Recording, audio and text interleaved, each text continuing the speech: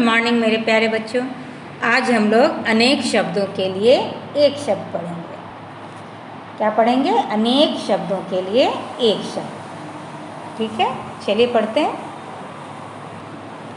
बच्चों, कभी कभी किसी बात को कहने के लिए अनेक शब्द न कहकर उसके लिए एक शब्द का प्रयोग करते हैं। इससे भाषा सरल, स्पष्ट तथा वाक्य छोटा हो जाता है और सुंदर भी लगता है।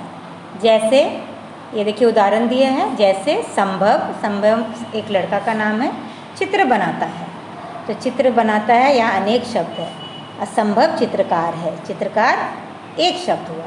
तो चित्र बनाता है अनेक शब्द, उसका चित्रकार एक शब्द, तो वो एक शब्द में संभव चित्रकार है। इसे कहने से ही हमें पता चल रहा है कि संभव जो है चित्र बनाता है। उसी प्रकार मैं आपको दूसरा उदाहरण भी देकर बताती हूँ। मान लीजिए जैसे किसान जो है खेती करते हैं, है ना, तो क्या बोलते हैं? जो खेती करता है। तो इतना लंबा ना बोल कर अगर बोलेंगे कि ये किसान है, तो उससे आप समझ जाएंगे कि ये खेती करता है।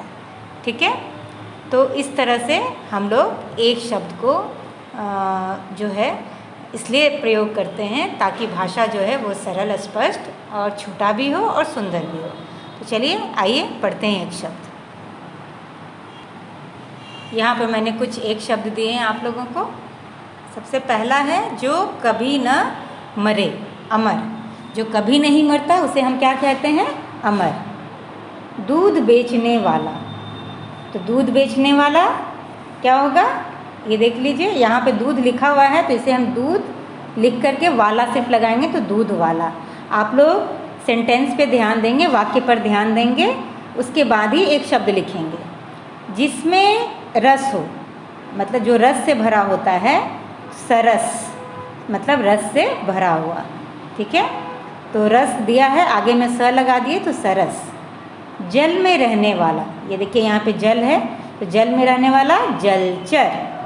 जल में रहने वाला जलचर।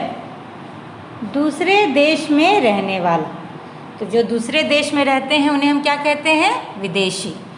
जैसे बच्चों हम लोग भारत देश में रहते हैं, अगर कोई ऑस्ट्रेलिया, अमेरिका या कहीं भी दूसरे देश जो हैं उसे हम विदेशी कहेंगे। उसी तरह जो ऑस्ट्रेलिया, अमेरिका या जापान, चाइना कहीं भी रहते हैं, तो उन लोगों के लिए हम लोग विदेशी होंगे। तो जो दूसरे देश में रहता है उसे हम क्या कहते हैं? विदेशी। जो बोल ना सकता हो, मूक। मतलब जो बोल नहीं सकता जो व्यक्ति, उसे हम क्या कहते हैं? मूक। जो पढ़ा लिखा ना हो, जो पढ़ा लिखा ना हो, अनपढ़। क्या उसे कहेंगे? अनपढ़। जो पढ़ा लिखा ना हो, इसे एक शब्द में हम लोगों ने क्या बोला? अनपढ़। प्रतिदिन होने वाला, जो हर रोज होता है, प्रतिदिन मतलब हर एक दिन, उसे दैनिक कहेंगे, दैनिक। प्रतिदिन होने वाला दैनिक। जिसका आकार हो, मतलब जिस चीज़ का आकार होता है उसे कहते हैं साकार। क्या कहेंगे? साकार।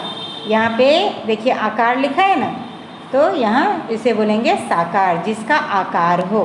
ठीक है, जो कविताएं लिखता हो, लिखता हो, ये यहाँ पे पुरुष का ये कर रहा है, तो उसे कहेंगे कवि। अगर यही रहता जो कविताएं लिखती हूँ, तो वो यहाँ हम लिखते हैं कवित्री। लेकिन यहाँ पे है जो कविताएं लिखता हो, तो उसे हम क्या कहेंगे? कवि। तो बच्चों ये थे आपके 10 अनेक शब्दों के लिए एक शब्द। ठीक है बच्चों, तो इसे आप लोग अच्छे से पढ़ेंगे और समझ कर पढ़ेंगे। बहुत ही आसान है और इसे आप याद करके लिखेंगे। ठीक है बच्चों, तो आज के लिए इतना ही। फिर हम लोग मिलते हैं अगले क्लास में। तब तक के लिए धन्यवाद।